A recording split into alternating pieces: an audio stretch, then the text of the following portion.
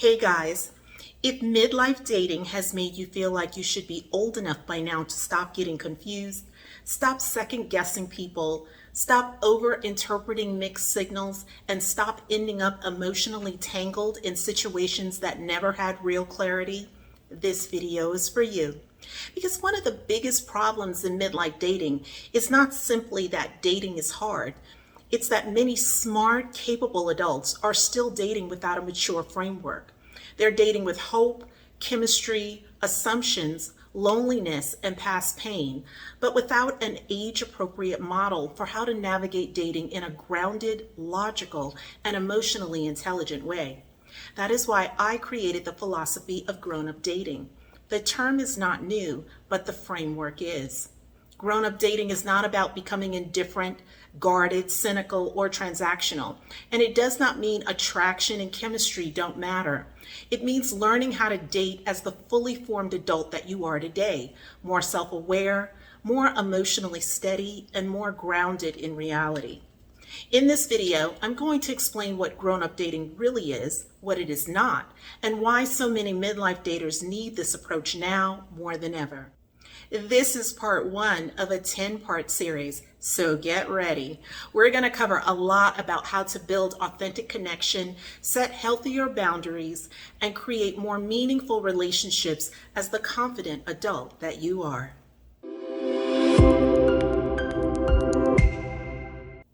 Hi, I'm Cathy Bracken, and welcome back to my channel. If you're new here, welcome.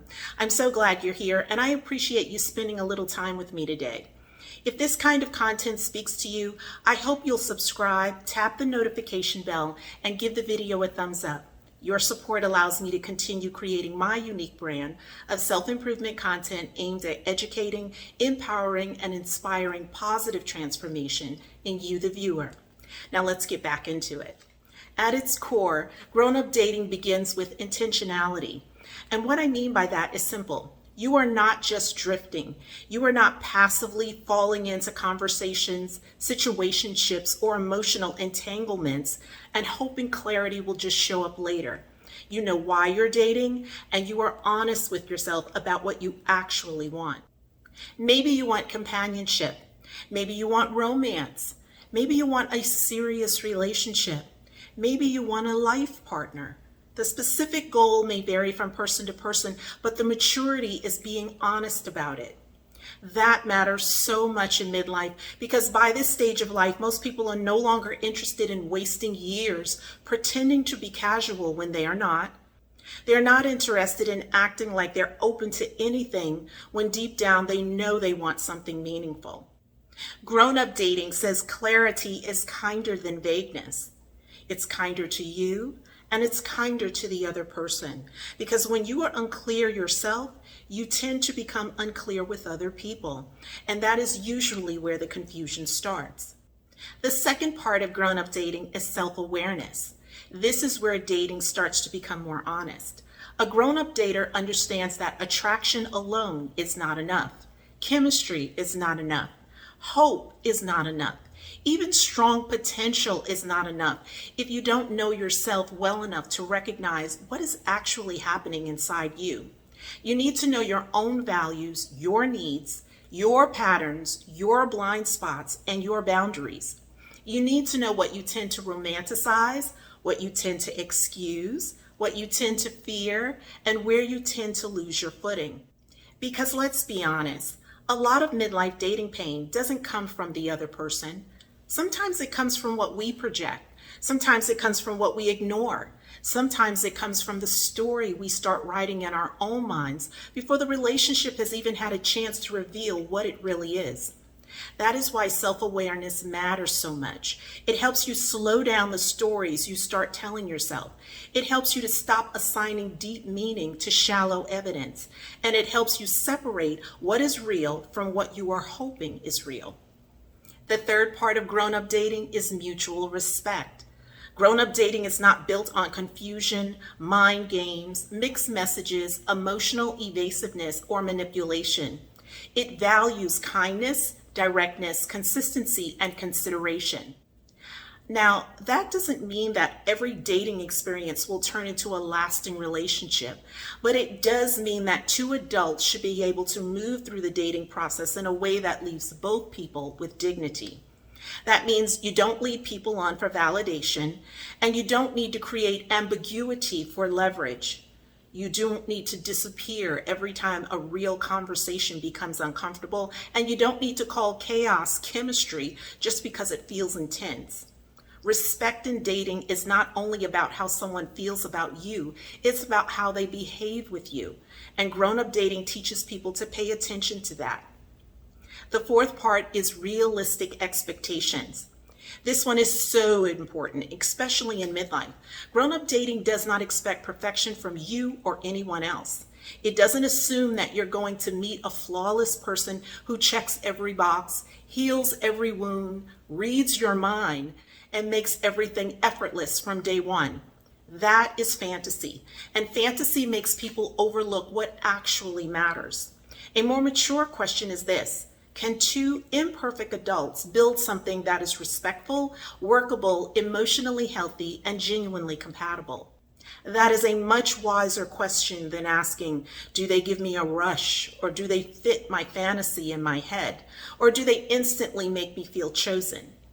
Because sometimes what feels exciting in the moment is not actually safe, stable, or sustainable. And sometimes what feels calmer is not boring. It is simply healthier. That is one of the shifts grown-up dating asks people to make. It asks them to stop measuring connection only by intensity and start measuring it by substance. The fifth part is emotional maturity. This is where a grown-up dating framework becomes very different from the way a lot of people have been taught to date. Emotional maturity means that you do not treat rejection as proof that you are unworthy, and you don't treat uncertainty as romance, and you don't treat every disappointment like a personal collapse. You should feel what you feel. You are human, but you also have to learn how to respond with steadiness, perspective, and self-respect. This means that you do not abandon your judgment because you feel lonely, and you don't hand over your emotional center just because someone is attractive, charming, or temporarily attentive, and you don't let one person's inconsistency define your value. Grown-up dating doesn't remove emotion from dating, it brings maturity to emotion. Now let me talk about what grown-up dating is not. It is not casual in the shallow sense.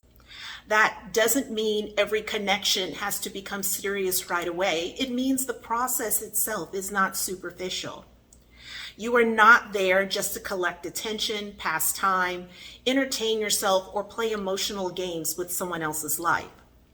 It also is not game playing. There's no need for pretending not to care, delaying responses to create power or drama, creating confusion to seem more desirable, or using distance and unpredictability as a strategy. That may feel normal in modern dating, but normal does not always mean healthy. And it is not silence.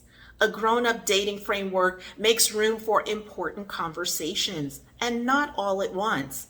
Not in a pressured or performative way, but certainly more than guessing, assuming, and filling in the blanks with your own imagination.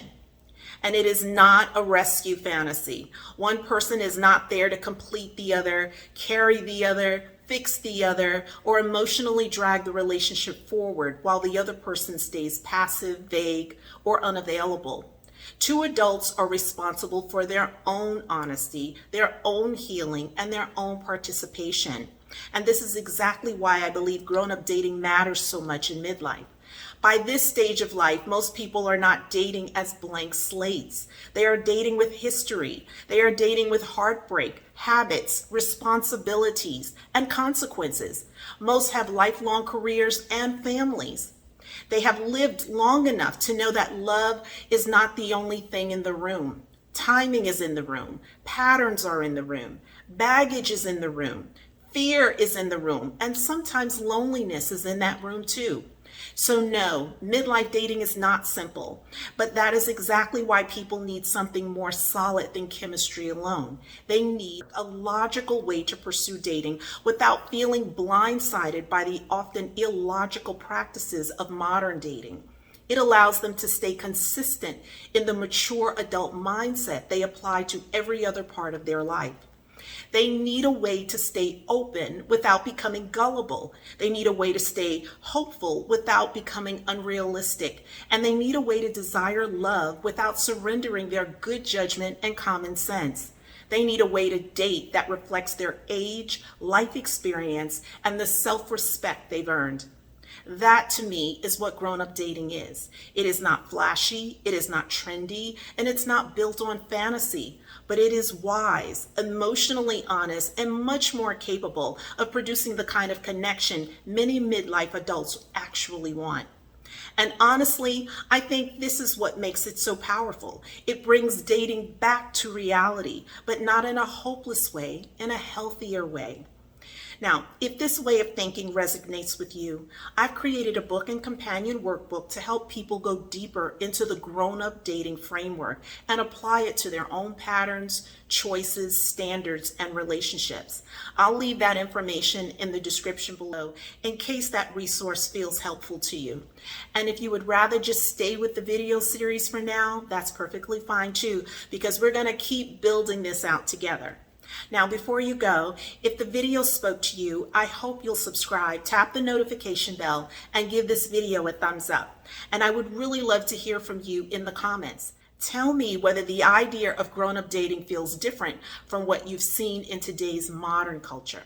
And if you know someone who's tired of confusion, mixed signals, and emotionally immature dating, feel free to share this video with them.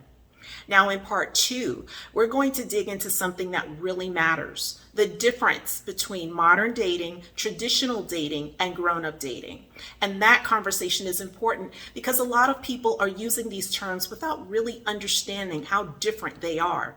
I'm going to break down those 3 approaches in a very practical way so you can start to see what each one produces, where each one tends to go wrong, and why grown-up dating offers a more balanced path for midlife adults. You are not going to want to miss that one.